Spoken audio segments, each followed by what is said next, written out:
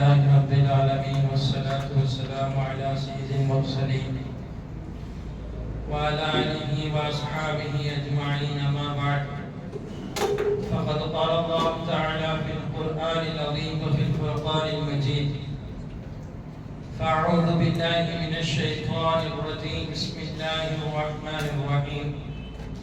إن شجرة الزقوم طعام الأثيم كالمهل يغلي في البطون كغلي الحميم خذوه فاعتلوه إلى سواء الجحيم ثم صبوا فوق رأسه من عذاب الحميم ذق إنك أنت العزيز الكريم إن هذا ما كنتم به تفترون إن المتقين في مقام أمين. صدق الله العلي العظيم. அனைத்து புகழும் அகிலத்தாரை படைத்து பரிபாலிக்கும் எல்லாமல்ல அல்லாஹ்வுக்கே உரித்தாகுக. அவருடைய சாந்தியும் சமாதானமும் அனலம் பெருமானார் ஸல்லல்லாஹு அலைஹி வஸல்லம் அவர்களின் மீதும் அவர்களின் அடிச்சுவற்றை அயராது பின்பற்றி வந்த சத்திய சஹாபாக்கள், தாபீங்கள், முத்தகீன்கள், அவுலியாக்கள், நாதாக்கள், குறிப்பாக நம் அனைவர்களின் மீதும் என்றென்றும் நிரப்பமாக உண்டாகட்டுமா. சகை பொருந்திய அல்லாஹ்வின் நல்லடியார்களே, இன்று 20வது தராவி. இன்றைய தினம் ஓதிய சூரா முக்கிய சூறாக்களில் ஒரு சூறாவான சூரத்துல் துஹான். சூரத்துல் துஹான் என்று சொன்னால் புகை மண்டலம் என்று பொருள். இதை கொண்டு அல்லாஹ் எதை சொல்ல வருகிறான் என்றால், கியாமத்தினுடைய இறுதியில் பெரும் அடையாளங்களாக கியாமத்து நாள் சமீபத்தில் ஒரு 10 அடையாளங்கள் தோன்றும். அதற்கு பிறகுதான் கியாமத்து வரும். சிறு அடையாளங்கள் என்று ஒரு 130 அடையாளங்களை எடுத்து சொல்கிறார்கள். இந்த பெரும் அடையாளங்களில் 10 அடையாளங்களில் முதல் அடையாளம் சூரியன் மேற்கில் உதிக்கும். இரண்டாவது அடையாளம் தான் இந்த சூறாவினுடைய தலைப்பு துஹான் என்று சொல்லக்கூடிய புகை மண்டலம். சுமார் 40 நாட்கள் இந்த புகை மண்டலம் அப்படியே இருக்கும் என்று சொல்கிறார்கள். எனவே இந்த சூறாவை குறித்து இதனுடைய கடைசி பக்கத்தில் அல்லாஹ் தஆலா இரு தரப்பினர்களை குறித்து பேசுகிறார். சொல்ல போனால் நாளைய தினம் நமக்கெல்லாம் தெரியும், பெருமானார் ஸல்லல்லாஹு அலைஹி வஸல்லம் ரமலானை 3 பத்துகளாக பிரித்தார்கள். ரஹ்மத்துடைய 10, மக்ஃபிரத்துடைய 10. அதுபோல் நரக விடுதலை கேட்டு சுகுணத்தை அல்லாஹ்விடம் ஆதரிக்கக்கூடிய 10 நாட்கள். நாளைய தினத்திலிருந்து நாம் அந்த துஆவை செய்ய கடமைப்பட்டிருக்கிறோம். அல்லாஹும்ம அஅதிக்னா மினன் நார் வ அத்கில்னல் ஜன்னத யா ரப்பல் ஆலமீன். எனவே நாளைய தினம் யா அல்லாஹ், நாளைய தினத்திலிருந்து இந்த துஆவை தொடர்ந்து நாம் செய்ய வேண்டும். யா அல்லாஹ், நரகத்திலிருந்து எனக்கு விடுதலை கொடுப்பாயாக, சுவனத்தில் நுழையக்கூடிய பாக்கியத்தை கொடுப்பாயாக. அப்ப நரகம் எப்படி இருக்கிறது, சுவனம் என்றால் என்ன, நரகத்தினுடைய கொடூரம் என்ன, சுவனத்துடைய சுகபோகங்கள் என்னவெல்லாம் என்று நமக்கு தெரிந்தால்தான் நாம் அந்த துஆவை அல்லாஹ்விடத்தில் மனமுருகி கேட்க முடியும். எனக்கு அவ்வளவாக நரகத்தினுடைய கொடூரத்தை பற்றியும் சுவனத்துடைய சுகத்தை பற்றியும் எனக்கு தெரியவில்லை என்றால் எனது துஆவில் அந்த அளவுக்கு என்னால் கேட்க முடியாது. அதே போல் இன்றைய நாளுடைய தஃசீருக்கும் ஏற்ப இந்த துஹானுடைய கடைசி பக்கத்தில் அல்லாஹ் சொல்ல வருவது அதுதான். முதலில் நரகவாசிகளை பற்றி, நரகவாசிகள் எப்படியெல்லாம் துன்புறுத்தப்படுவார்கள், எப்படியெல்லாம் அவர்களுக்கு வேதனை செய்யப்படும் என்று ஒரு 8 அத்தியாயத்தில் பேசுகிறார். அடுத்து ஒரு 7-8 அத்தியாயத்தில் சுவனவாசிகள் யார், சுவனவாசிகளுக்கு என்னவெல்லாம் அல்லாஹ் கொடுக்க இருக்கிறான் என்பதை பேசுகிறார். எனவே துஹானுடைய சூறாவினுடைய கடைசி பக்கத்தை இன்றைய நாம் தஃசீராக எடுத்துக் கொள்ளலாம். பொதுவாகவே சுவனம், நரகம் ஒரு முஸ்லிமுடைய கடைசி ஆசை என்னவென்றால் அவன் சுவனத்திற்கு போக வேண்டும். அதே போல் ஒரு முஸ்லிமுடைய கடைசி பயம் என்னவென்று சொன்னால் நரகத்திலிருந்து எப்படியாவது பாதுகாப்பு தேடியாக வேண்டும். உலகத்தில் பிறந்த எந்த முஸ்லிம்களிடம் போய் நீங்கள் கேளுங்கள், உங்களுடைய லட்சியம் என்ன? இந்த உலகத்தை தாண்டி, இந்த உலகத்தை தாண்டி எனக்கு ஒரே ஒரு லட்சியம் தான், நான் சுவனத்திற்கு போக வேண்டும், நரகத்தை விட்டும் எனக்கு பாதுகாப்பு கிடைக்க வேண்டும். இதுதான் ஒரு முஸ்லிமுடைய லட்சியமாகவே எடுத்து சொல்வார். அப்ப அந்த சுவனத்தை குறித்துண்டான சிந்தனைகளும் நரகத்தை குறித்துண்டான சிந்தனைகளும் நமக்குள் வர வேண்டும். சுவனத்திற்கும் நரகத்திற்கும் மத்தியிலே ஒரு சில வேறுபாடுகள் இருக்கின்றது. சுவனத்திற்கு கொடுத்த சில விஷயங்களை அல்லாஹ் நரகத்திற்கு கொடுக்கவில்லை, நரகத்திற்கு கொடுத்த பல விஷயங்களை அல்லாஹ் சுவனத்திற்கு கொடுக்கவில்லை. பொதுவாக நரகத்தில் செய்யக்கூடிய வேதனைகளை எல்லாம் அதற்கு அந்தந்த பாவங்களுக்கு தக்கவாறு அந்தந்த இடத்தில் அல்லாஹ் வேதனைகளை செய்வார். ஒவ்வொரு தட்டுக்கள் ஆக சில பேருடைய வேதனைகள் நடைபெற்றுக் கொண்டே இருக்கும். அப்படியே சுவனத்தை நாம் போய் பார்த்தால் சுவனத்தில் அவர்களுக்கு நன்மைகளுக்கு ஏற்ப அல்லாஹ் அந்தஸ்துகளை கொடுத்து கொண்டே இருப்பார். அந்த அந்தஸ்துகளும் ஒரு கட்டத்தில் மேலோங்கி போகும். நரகம் என்று வந்துவிட்டால் நரகத்தில் இருக்கக்கூடிய வேதனையிலே ஆக பெரும் வேதனை ஃபிரௌனுக்கு கொடுக்கப்படும், அவனை சார்ந்தவர்களுக்கு கொடுக்கப்படும். இதுதான் உச்சகட்ட வேதனை. அடுத்த நரகத்திலே அடுத்த கட்டத்தில் யாருக்காவது வேதனை என்று சொன்னால் முனாஃபிகீன்களுக்கு அடுத்த கட்ட வேதனை கொடுக்கப்படும். யார் இவர்கள் முனாஃபிகீன்கள்? பெருமானார் ஸல்லல்லாஹு அலைஹி வஸல்லம் காலத்தில் மக்களுக்கு மத்தியிலே தன்னை முஸ்லிம்களாக அறிமுகப்படுத்திக் கொள்வார்கள். நாயகம் ஸல்லல்லாஹு அலைஹி வஸல்லம் பக்கத்தில் இருந்தால் அவரை போல ஒரு இறையச்சம் உடையவர் இல்லை என்று சொல்லும் அளவுக்கு அவர் இருப்பார். ஆனால் ரசூலுல்லாஹ்வை விட்டு பிரிந்து போய்விட்டார். நாயகத்தை பற்றி அவரை விட காஃபிரும் கூட அப்படி பேச மாட்டான், அப்படி அந்த முனாஃபிக் பேசுவார். அப்ப காஃபிரை விடவும் இந்த முனாஃபிக் அல்லாஹ்வுடைய வாரத்தில் மிகப்பெரிய பாவியாகி போகிறார். எனவேதான் ஃபிரௌனுக்கு அடுத்த தரஜாவாக இந்த முனாஃபிக்கு ஏராளமான வேதனைகள் கொடுக்கப்படுகிறது. இப்படி அவருடைய பாவங்களுக்கு ஏற்ப அல்லாஹ் நரகத்தில் தண்டனை வைத்துக் கொண்டே இருக்கிறார். இந்த நரகத்தில் நாம் பார்க்க போனால் இருக்கிறதிலேயே கீழ்த்தட்டு தண்டனை. இதை விட அல்லாஹ் தஆலா ஒருவருக்கு தண்டனை கொடுக்க மாட்டான். அப்படி ஒரு லேசான நரகத்தினுடைய தண்டனை என்ன என்று ஹதீஸுக்குள் போய் பார்த்தால் அது ஒரு தண்டனை நமக்கு காண கிடைக்கிறது. என்ன? அல்லாஹ் தஆலா சுவன நரகவாசிகளுக்கு ஒரு சிறப்புகளை வைத்திருக்கிறார், காலணிகளை. அந்த செருப்புகளை அவர்களை அணிய சொல்லி நரகம் முழுக்க அவர்களை சுற்றி வர சொல்வார். அவர்கள் நரகம் முழுக்க சுற்றி வருவார்கள். இது என்ன பெரிய விஷயம்? ஒரு செருப்பை போட்டு அப்படியே நரகத்தை சுற்றி பார்க்கிறது நாம் நினைப்போம். அந்த செருப்பு எப்படி இருக்கும் என்று சொன்னால் நரகத்தினால் நெருப்பினால் ஆக்கப்பட்ட செருப்பாக இருக்கும். அந்த செருப்பு அணிந்து அவர் நடக்க ஆரம்பித்தார் என்றால் அதனுடைய சூடும் வெப்பமும் இவர் காலுக்குள் போகும். அதனுடைய வெப்பம் ஒரு கட்டத்தில் அவருடைய இடுப்பையும் தாண்டி தோலையும் தாண்டி அடுத்து அவருடைய மூளைக்குள் வந்து மூளையில் குடைந்து மூளை வெடித்து தலை வெடித்து வெளியே வரும். இது நரகவாசிகளுக்கு உண்டான கடைசி சிறிதான வேதனை என்பதாக ஹதீஸ்களில் பதிவு செய்யப்பட்டிருக்கிறது.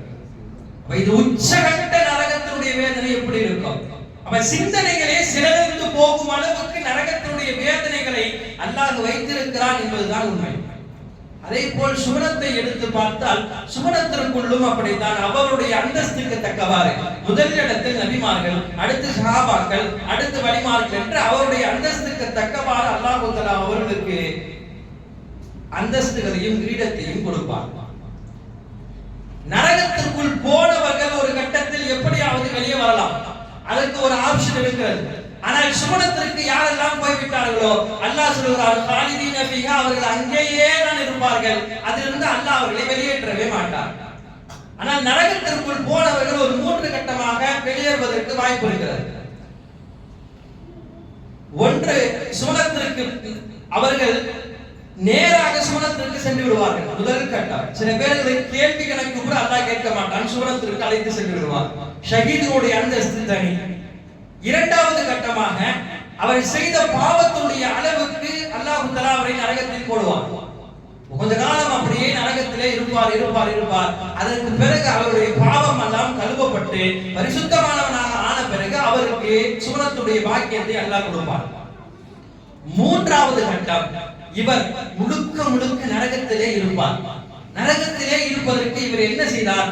வாழ்க்கை முழுக்க முஸ்லிமாக மட்டும்தான் வாழ்ந்தாரே தவிர ஒரு தொழுகை இருக்காது, ஒரு நோன்பு இருக்காது, பெரும்பாலும் பெரும் பாவங்களையும் செய்திருப்பார், சில பருதுகளையும் விட்டிருப்பார். இப்படிப்பட்டவருக்கு அல்லாஹ் நரகத்தையே கொடுப்பான்.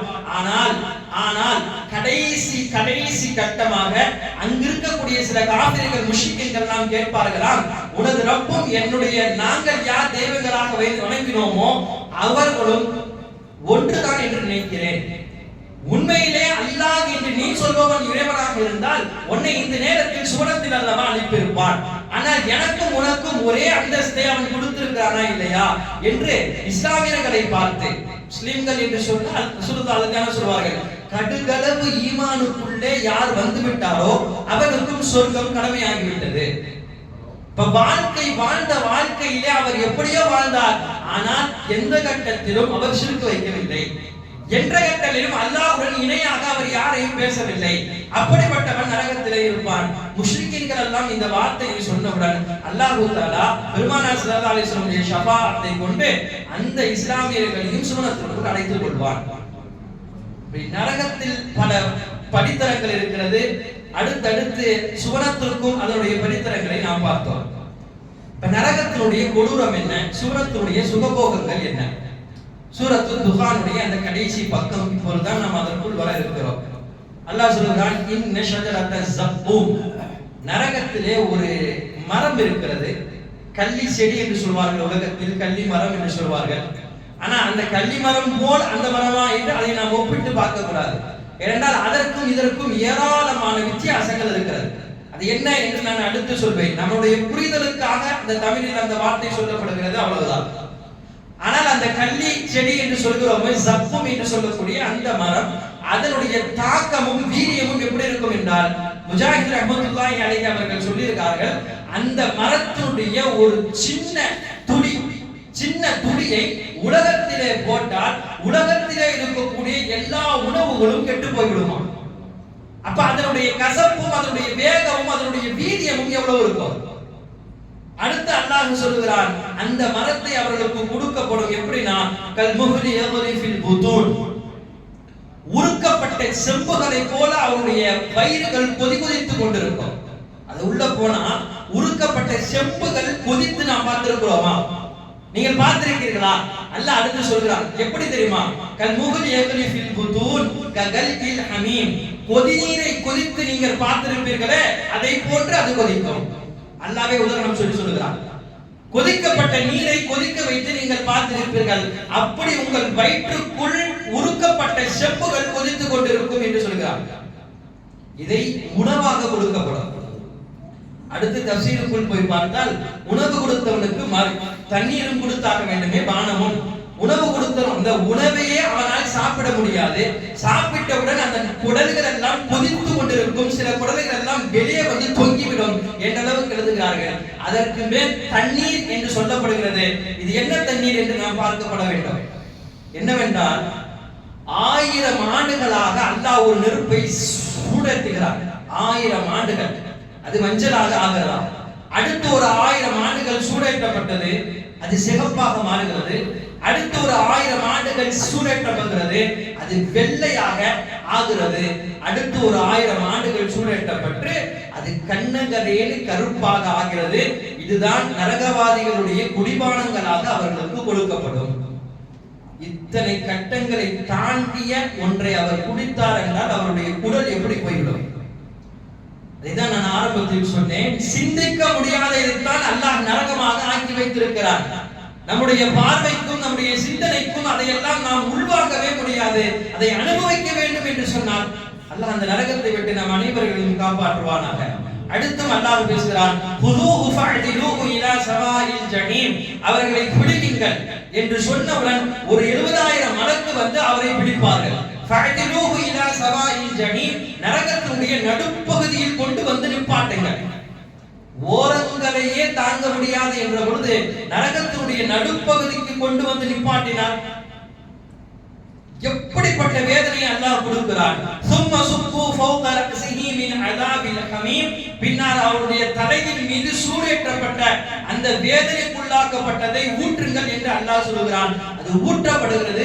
ஊற்றப்பட்டவுடன் தோள்களும் சதைகளும் பிச்சு வெளியே வருவான். வெறும் எலும்பு துண்டுகள் மட்டும் எலும்பாக மட்டும் அவர் இருப்பாராம். எலும்பாக மட்டும் அவரை அந்த இடத்தில் வைக்கப்படும். அது அந்த அளவுக்கு வேதனையாக இருக்கும் என்று குர்ஆன் சொல்கிறது. இதையெல்லாம் சொல்லிவிட்டு அல்லாஹ்வே சொல்கிறான் அடுத்து, ذُقْ إِنَّكَ أَنْتَ الْعَزِيزُ الْكَرِيمُ. சுவைத்து பார், இது உன்னுடைய ரப்பினுடைய புறத்திலிருந்து, சங்கையான அல்லாஹ்வின் புறத்திலிருந்து உனக்கு வந்தது. சுவை என்று அல்லாஹ் சொல்வார். சுவை என்று சொல்வதற்கு இது என்ன, இனிப்பா இல்லை ஏதாவது நமக்கு பிரயோஜனம் தரக்கூடியதா? பொதுவாக நாம எதை சொல்லுவோம், நல்ல ஏதாச்சும் டேஸ்டா இருந்துச்சுன்னா சுவைச்சு பாருங்க இது நல்லா இருக்குன்னு சொல்லுவோம். அப்ப அல்லாஹ் இங்கு சம்பந்தமே இல்லாம தூக்கு என்று சொல்லுகிறான் என்றால் கேலியாக அல்லாஹ் பேசுகிறான். சில பேர்கள் நாயகத்தை கேலி செய்தார்கள், சில பேர்கள் வந்த நபிமார்களை எல்லாம் கேலி செய்தார்கள். அப்படி கேலி செய்தவர்களை பார்த்து இந்த இடத்தில் அல்லாஹ் கேலி செய்கிறான். நம்ம சர்வதாராமாக நடைபெறதான செய்கிறது. ஏதாச்சும் கசப்பா ஏதாச்சும் கொடுத்துருவோம், கொடுத்து அவர் குடிப்பாரு, குடிச்சோட நம்ம விளையாட்டாக கேலியாக சொல்றது, என்ன டேஸ்டா இருந்துச்சா, சுவையா இருந்துச்சா அப்படி கேட்போமா இல்லையா? அல்லாஹ் அப்படி இங்கு கேட்கிறான். நீங்கள் அங்கு போய் பெற்றீர்களே இந்த ரசூலை, இப்பொழுது நீங்கள் இதை குடியுங்கள், இது உங்களுக்கு சுவையாக இருந்ததா? பெருமானார் ஸல்லல்லாஹு அலைஹி வஸல்லம் அஸ்ஸலாமு அலைக்கும் என்று ஒரு அழகிய வார்த்தையை சொல்லிக் கொடுத்தார்கள். இதை அன்று இருந்தவன் எப்படி சொன்னான் என்றால் அஸ்ஸலாமு அலைக்கும் என்று சொன்னான். அஸ்ஸலாமு அலைக்கும் அப்படின்னா உனக்கு அல்லாஹ்வுடைய சாபம் உண்டாவதாக. ஆயிஷா ரலியல்லாஹு அன்ஹா அவ்வளவு கோபப்பட்டார்கள். நாயகம் கோபப்பட வேண்டாம் என்று அமர்த்தினார்கள். அப்ப இந்த மாதிரி செய்தவர்களுக்கெல்லாம் அல்லாஹ் நாளை தினத்திலே இதை சொல்கிறான், நீங்கள் சுவையுங்கள் என்று அல்லாஹ் சுப்ஹானஹு நடத்துகிறார். கடைசியாக நீங்கள் எதிலெல்லாம் சந்தேகப்பட்டு கொண்டிருந்தீர்களோ அதனுடைய விளைவாகத்தான் இதெல்லாம் உங்களுக்கு வந்திருக்கிறது என்று நரகவாசிகளை தொடுத்து பேசி முடிக்கப்படுகிறது. எனவே நரக நெருப்பு என்பது உலக நெருப்புடன் ஈடு செய்ய முடியாத நெருப்பு. பொதுவாக உலகத்தினுடைய நெருப்பை எல்லாம் ஏதாவது நாம் தயாரிப்பதற்காகத்தான் என்ன செய்வோம், உண்டாக்குவோம். ஆனால் நரகத்தினுடைய நெருப்பு எந்த தயாரிப்பும் கிடையாது, வெறுமனே அழிப்பதற்காக மட்டுமே அல்லாஹ் உருவாக்கினார். அப்ப தயாரிப்பதற்காக உருவாக்கப்பட்ட நெருப்புக்கும் அழிப்பதற்காக உருவாக்கப்பட்ட நெருப்புக்கும் ஆயிரம் மடங்கு வித்தியாசங்கள் இருக்கிறது. எனவேதான் ஹதீஸ்கள் இப்படி வரும், நரகத்தினுடைய மேற்கிலே ஒரு சின்ன ஊசியினுடைய துளை அளவுக்கு, ஊசியினுடைய அந்த நுனி அளவுக்கு நீங்கள் ஒரு ஓட்டை போட்டால் கிழக்கில் மேற்கு முழுக்க கரிந்து போய்விடுமா. மேற்கிலே நரகத்திலே ஒரு சின்ன ஊசியினுடைய நுழை அளவுக்கு துளை போட்டால் கிழக்கு முழுக்க கரிந்துவிடும். கரிந்துவிடும்னா என்ன, அந்த துளை அளவுக்கு எவ்வளவு நெருப்பு வர முடியும், எவ்வளவு வெப்பம் வர முடியும், அந்த வெப்பம் இருக்கக்கூடிய எதிரில் இருக்கக்கூடிய அத்தனையும் கரித்து விடும் என்றால் அந்த வெப்பம் எப்படி இருக்கும்? நரகத்தில் மூட்டப்பட்ட ஒரு துண்டை எடுத்து உலகத்திலே கொண்டு வந்து அப்படி நிப்பாட்டினால் உலகத்தில் இருக்கக்கூடிய எல்லா ஜீவராசிகளும் இறந்து போய்விடுவாங்க. துண்டை நிப்பாட்டுவது என்றால் நமக்கு பக்கத்திலே கொண்டு வந்து நிப்பாட்டுவதல்ல, வானத்திற்கு மேல் தூக்கி நிப்பாட்டுவது. அப்படி நிப்பாட்டப்பட்டால் ஒரு சின்ன கட்சி என்று வைத்துக் கொள்ளலாம், துண்டு என்று வைத்துக் கொள்ளலாம். அதை நிப்பாட்டப்பட்டால் உலகத்தில் இருக்கக்கூடிய எல்லா ஜீவராசிகளும் அடைந்து போய்விடும் என்று ஹதீஸ்களில் வருகிறது. நரகத்தினுடைய பிரம்மாண்டத்தை பற்றி, அல்லாஹ் செய்யக்கூடிய கொடூரங்களை பற்றி நம்மால் யோசிக்க முடியாது. எனவே அதற்காகத்தான் நாளை முதல் நாம் அதிகமாக அல்லாஹ்விடத்திலே மன்றாட வேண்டும். அல்லாஹும்ம அஅதினா மினன் நார். யா அல்லாஹ், நரகத்தை விட்டு எனக்கு பாதுகாப்பு கொடு. என்னால் இந்த நரகத்தை சிந்தனை கூட செய்ய முடியவில்லை. கேட்கலாம், அப்படியே கேட்க வேண்டும். சிந்தனை செய்தாலே என்னால் சிந்தனை செய்ய முடியாத ஒரு நரகத்தை நான் அனுபவிக்க வேண்டும் என்று சொன்னால் யா அல்லாஹ், எனக்கு சாத்தியம் கிடையாது, எனக்கு அந்த நரகத்தை விட்டு பாதுகாப்பு கொடு என்று நாம் அல்லாஹ்விடத்திலே மன்றாட கடமைப்பட்டிருக்கிறோம். எனவே வாழ்நாள் முழுக்க, சுருக்கமாக சொல்ல போனால் வாழ்நாள் முழுக்க உலகத்தில் யாராவது கஷ்டப்பட்டு கொண்டே இருக்கிறார்கள். வாழ்நாள் முழுக்க சொல்கிறார், நான் என் வாழ்க்கையில இதுவரைக்கும் எந்த விதமான சுகத்தையும் கண்டதில்லை, வாழ்நாள் முழுக்க கஷ்டம்தான் பட்டிருக்கிறேன் என்று சொல்லக்கூடிய ஒருவனை நரகத்தில் போய் ஒரு சில நொடிகள் விட்டு விட்டு மறுபடியும் உடனே இறக்கினால் அவனிடம் கேட்டால் அவன் சொல்வானான், உலகத்தில் நான் சுகபோகமாக இருந்தேன், அந்த ஒரு சில நொடிகள் என்னால் தாங்க முடியவில்லை. வாழ்நாள் முழுக்க சுகபோகமாக உலகத்திலே இருந்தவனை கூப்பிட்டு சுவனத்திலே போய் ஒரு சில நொடிகளை விட்டு விட்டு அசைத்து விட்டு கீழே இறக்கினால் அவன் சொல்வானான், உலகத்தில் எந்த சுகத்தையும் நான் பார்த்தது கிடையாது, நான் சுவனத்தில் இருந்த அந்த ஒரு சில செகண்டுகள் எனக்கு சுகமாக இருந்தது. இவ்வளவுதான் நரகம் சுவனம். அல்லாஹ் தஆலா அப்படி வைத்திருக்கிறார் நரகத்தையும் சுவனத்தையும். அடுத்து சுவனத்தை குறித்து அல்லாஹ் பேசுகிறார். இன்னல் முத்தகீன ஃபீ மகாமின் அமீன். இறை நம்பிக்கையுடைய இறையச்சமுடையவர்களுக்கு அல்லாஹ் தஆலா நிம்மதியான தங்குமிடத்தை சுவனத்தில் வைத்திருக்கிறார். அல்லாஹ்வுடைய இந்த வார்த்தை என்பது அதுவே நிம்மதியை நமக்கு தருகிறது. உலகத்தில் எந்த கட்டத்திலாவது நமக்கு ஏதாவது ஒரு கவலை இருந்து கொண்டே இருக்கிறது. ஒன்று வருங்காலத்தை நினைத்து கவலை, இல்லை பிள்ளைகளை நினைத்து கவலை, இல்லை நமது தொழில்துறை நினைத்து கவலை, குடும்பத்தை நினைத்து கவலை, ஏதாவது ஒரு கவலை நமக்குள் இருந்து கொண்டிருக்கிறது. உலகத்தில் கவலை இல்லாதவன் கிடையாது. ஆனால் அல்லாஹ் சொல்கிறான், சுவனத்திற்கு வாருங்கள், சுவனத்தில் நிம்மதியான ஒரு இடத்தை உங்களுக்கு வைத்திருக்கிறேன். இதற்குத்தான் இன்று நாம் போராடி கொண்டிருக்கிறோம். அது சுவனத்திலே தயாராக இருக்கிறது என்று அழைக்கிறார். அது யாருக்கு? அல்லாஹ்வை பயப்படக்கூடியவர்களுக்கு என்று சொல்கிறார். உண்மையில் நாம் யோசிக்க வேண்டும். ஆனால் இந்த உலகத்திலும் கூட சில நேரங்களில் அல்லாஹ் நமக்கு நிம்மதியாக வைத்திருக்கிறார். பலவிதமான குடும்ப கவலைகள், வேறு கவலைகள் இருக்கலாம். ஆனால் இந்த நிலத்தின் மீது வாழ்வதற்கு நமக்கு யாருக்கும் அச்சுறுத்தப்படவில்லை. நேற்று முன்தினம் கூட பலஸ்தீனில் குண்டெறியப்பட்டிருக்கிறது.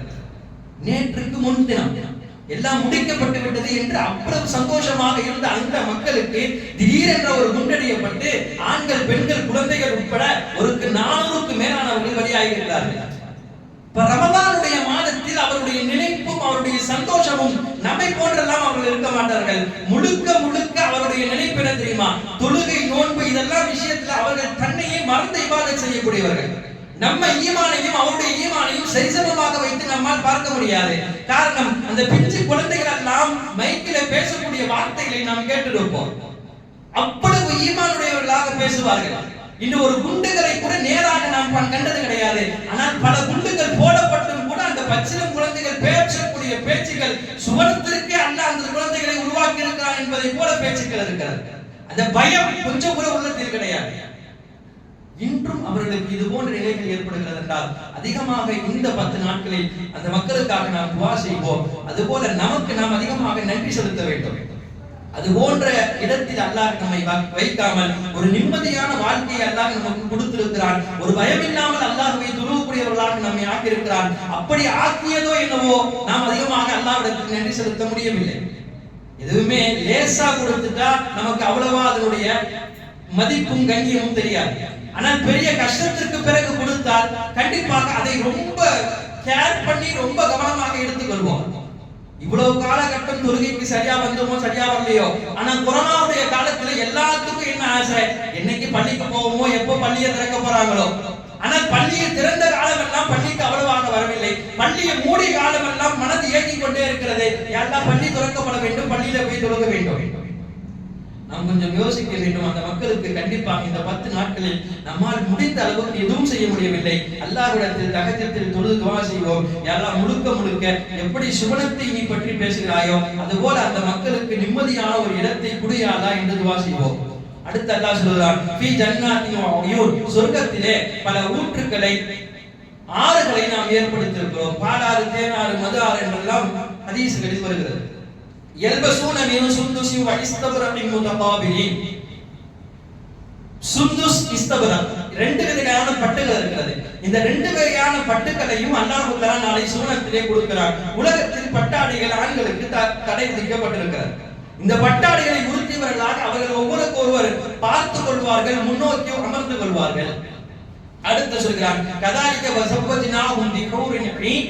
இப்படித்தான் அல்லாஹ் தஆலா அவர்களுக்கு ஹூருல் ஈன் என்று சொல்லக்கூடிய கண் அழகிகளை திருமணம் முடித்து வைப்பார். கண் அழகிகள் உலகத்தில் எல்லாம் அப்படி யாரையும் நாம் பார்க்கவே முடியாது. அல்லாஹ் பரிசுத்தத்திற்கு மேல் பரிசுத்தத்தை வைத்து அவர்களை படைத்திருக்கிறார்.